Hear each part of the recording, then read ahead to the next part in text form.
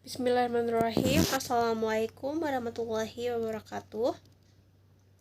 Perkenalkan, kami dari kelompok 8 mata kuliah Sejarah Pergerakan Nasional 2 yang beranggotakan yang pertama ada Raihan Sandika, kemudian ada saya sendiri, Rini Rohaini, dan juga Risnawati. Oke, pada pertemuan kali ini kami akan membahas mengenai politik mercusuar yang terjadi pada demokrasi terpimpin. Mungkin langsung saja kita ke pemateri yang pertama yang akan membahas mengenai penyelenggaraan Asian Games tahun 1962 yang akan dibawakan oleh saudari saya, Risnawati. Bismillahirrahmanirrahim. Assalamualaikum warahmatullahi wabarakatuh. Pemateri yang selanjutnya yaitu saya yang akan membahas penyelenggaraan Asian Games pada tahun 1962. Yang pertama yaitu pemilihan tuan rumah pada tahun 1962 merupakan tahun yang sangat bersejarah bagi bangsa Indonesia. Yaitu tepatnya setelah 17 tahun setelah Indonesia merdeka, negara ini menjadi tuan rumah Asian Games yang keempat yang berada di Jakarta. Kompetisi olahraga 4 tahunan ini diselenggarakan pada tanggal 24 Agustus sampai 4 September 1962. Terpilihnya Indonesia sebagai tuan rumah pada saat itu ditentukan oleh hasil voting yang dilakukan oleh Dewan Federasi Asian Games di Tokyo. Sebelum Asian Games 1958 dimulai, tepatnya pada tanggal 23 Mei 1958, dari hasil pemungutan suara yang diikuti oleh dua kandidat tuan rumah Asian Games, yaitu Pakistan dan Indonesia, sebanyak 22 suara memilih Jakarta sebagai tuan rumah, dan jumlah suara ini mengungguli Karachi, yaitu Pakistan yang hanya meraih suara 20%, 20 suara. Asian Games ini diadakan di Jakarta dan merupakan salah satu peristiwa olahraga di masa lalu yang meninggalkan kesan yang amat dalam untuk Indonesia bahkan hingga berdekade-dekade kemudian. Lalu ada persiapan dan infrastruktur. Sejak resmi terpilih sebagai tuan rumah di tahun 1958, Indonesia hanya memiliki kurun waktu kurang lebih dari 4 tahun untuk mempersiapkan pelaksanaan Asian Games di Jakarta ini. Dan beberapa pembangunan infrastruktur dan gedung olahraga dilakukan Soekarno sebagai Presiden Republik Indonesia pada saat itu, menekankan bahwa berapapun biaya yang harus dikeluarkan tidak menjadi masalah baginya, asalkan harga diri dan martabat Indonesia di mata dunia diakui. Dan berikut ini adalah proses pembangunan fasilitas olahraga raksasa yang berada di Jakarta, yaitu pada 8 Februari 1960, Presiden Soekarno menancapkan tiang pancang Stadion Utama sebagai pencanangan pembangunan kompleks Asian Games keempat disaksikan Wakil Perdana Menteri Uni Soviet Anastas Mikoyan. Yang kedua yaitu pada bulan Juni 1961, Stadion renang berkapasitas 8.000 penonton selesai dibangun. Bangunan ini terdiri dari kolam tanding seluas 50 meter, kolam loncat indah, kolam pemandian, dan kolam anak. Dan tanggal 25 Desember 1961, stadion teknis berkapasitas 5.200 penonton selesai dibangun. Dan pada bulan Desember 1961 juga Stadion Madia berkapasitas 20.000 penonton selesai dibangun juga. Lalu pada 21 Mei 1962, Istana Olahraga berkapasitas 10.000 penonton selesai dibangun dan untuk pertama kalinya digunakan untuk penyelenggaraan kejuaraan dunia bulu tangkis berenggu putra memperebutkan Piala Thomas.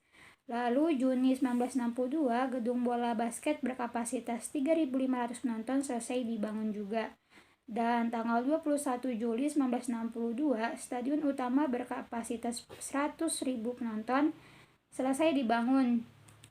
Dan tanggal 24 Agustus 1962, Gedung Televisi Republik Indonesia Pusat sebagai stasiun televisi pemerintahan pertama di Indonesia selesai dibangun dan diresmikan dan mulai dibuka pada tanggal 24 Agustus 1962.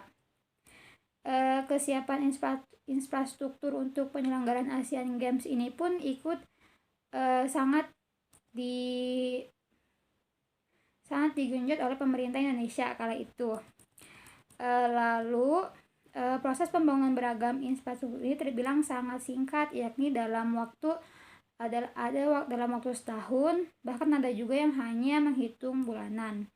Selain persiapan dalam sarana dan prasarana, Presiden Soekarno melakukan persiapan lainnya dalam tubuh pemerintahan pada saat itu.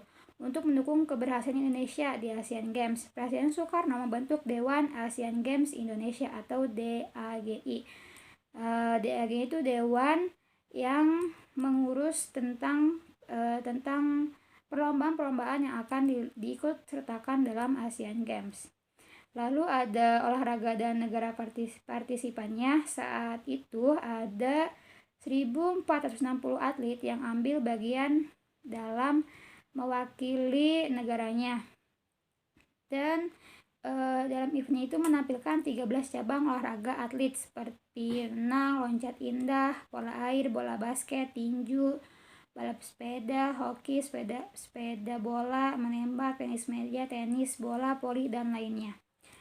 Lalu ada negara-negara yang berpartisipasi dalam Asian Games ini, yaitu Jepang, Indonesia, India, Filipina, Korea, Pakistan, Thailand, Malaysia, Myanmar, Singapura, Sri Lanka, dan Hong Kong. Upacara pembukaan dilakukan pada tanggal 24 Agustus dan dibuka oleh Presiden Republik Indonesia, yaitu Soekarno. Dan dalam hasil pertandingan selama hampir sebulan ini tuh berhasil menempatkan Indonesia sebagai runner-up atau juara umum kedua setelah Jepang dengan total 77 medali yang terdiri dari 21 emas, 26 perak, dan 30 perunggu. Posisi ini mengalahkan India, Filipina, dan Korea Selatan yang masing-masing mendapatkan total medali 55, 27, dan 15. Asian Games ini tuh merupakan turning point kejayaan olahraga Indonesia di mata dunia. Hal ini sesuai dengan visi Presiden Soekarno yang ingin membuktikan pada dunia bahwa Indonesia yang baru merdeka pada saat itu bisa berprestasi di dunia olahraga.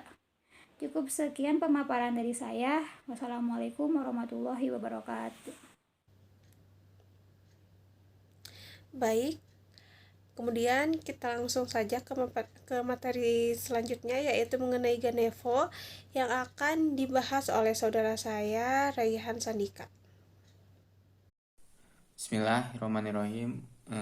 Saya Raihan Sandika akan mempresentasikan tentang Ganevo. Ganevo merupakan salah satu peristiwa sejarah yang telah dialami oleh Indonesia. Soekarno dengan semangat nasionalisme berani menantang hegemoni Barat melalui arena olahraga dan mampu mengangkat nama Indonesia dalam peraturan politik internasional. Secara garis besar, terdapat beberapa faktor penting dalam pelaksanaan. Untuk lebih jelasnya, latar belakang pelaksanaan Ganevo akan diuraikan sebagai berikut. Situasi politik internasional yang berhubungan dengan Perang Dingin adalah semakin terlihatnya. Dominasi negara-negara maju terhadap negara-negara berkembang menanamkan imperialisme. Indonesia memandang olahraga telah menjadi lahan imperialis sebagai alat imperialisnya. Intervensi dunia barat terhadap pelaksanaan beberapa kegiatan olahraga seperti Olimpiade dan Asian Games sebagai buktinya, yang menyatakan secara tegas bahwa olahraga harus terpisah dari politik justru berbanding terbalik dengan fakta yang terjadi. Bukti yang kontras ditunjukkan dengan melarang RRT untuk mengikuti Asian Games karena RRT adalah negara komunis musuh dari blok barat, Indonesia ke timur, menolak berpartisipasi dalam pertandingan bola voli, dan Perancis. Dua contoh di atas adalah Federasi Olahraga Nasional yang berada di bawah naungan IOC tidak mengambil tindakan tegas untuk memberikan skor kepada Prancis dan Amerika Serikat yang melakukannya kesalahan.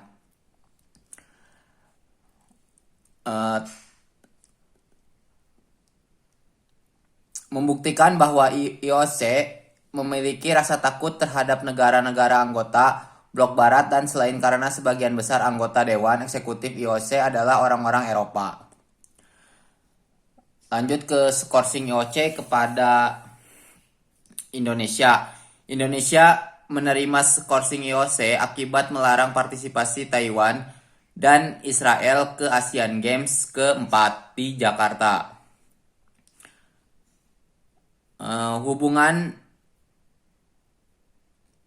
Indonesia memiliki alasan jika mengundang Taiwan dan Israel justru akan membuat hubungan dengan negara sahabat khususnya negara-negara Arab dan RRT menjadi terganggu. RRT memiliki hubungan dekat dengan Indonesia karena memiliki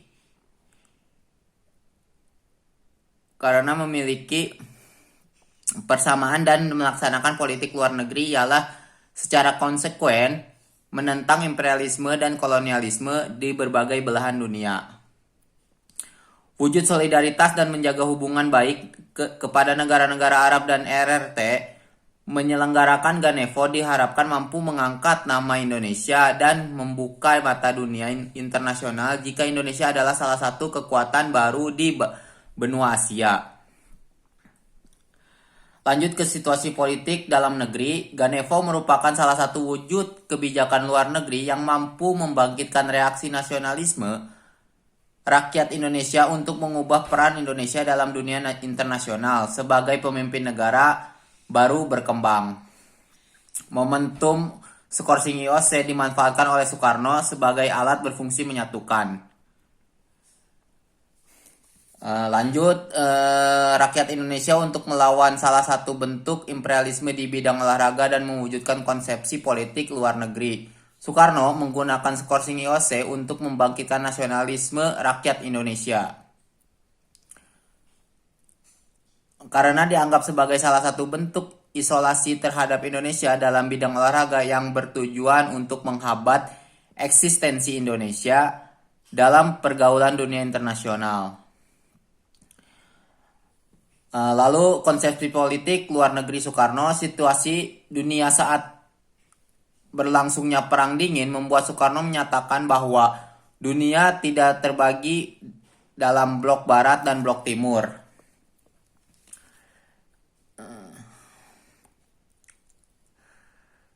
Tetapi terbagi menjadi dua blok yaitu Nevo dan Oldevo. Pembagian dunia menurut konsepsi Soekarno sesuai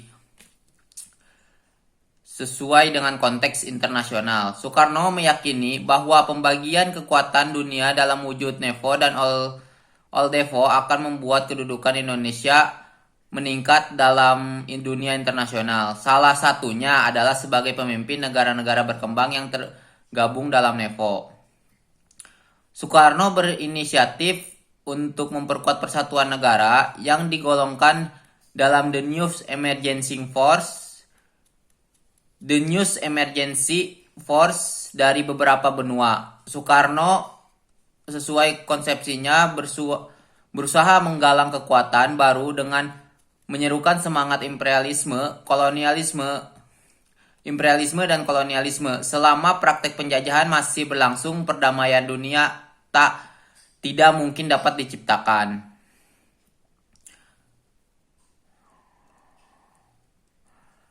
Lalu kedudukan Indonesia dalam peraturan politik dunia makin lama makin meningkat tinggi.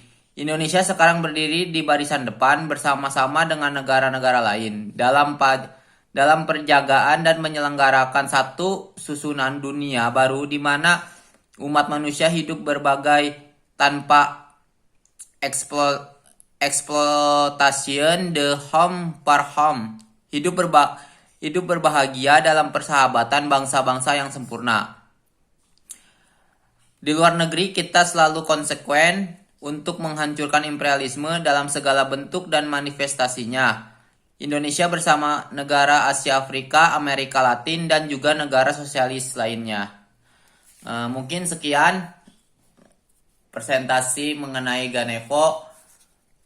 Mohon maaf kurang lebihnya. Wallahul muwaffiq ila aqwamit thoriq. Wassalamualaikum warahmatullahi wabarakatuh. Baik, pembahasan mengenai politik mercusuar pada demokrasi terpimpin sudah selesai. Mohon maaf apabila terjadi kesalahan, apabila juga banyak salah kata. Wabillahi taufiq wal hidayah. Wassalamualaikum warahmatullahi wabarakatuh.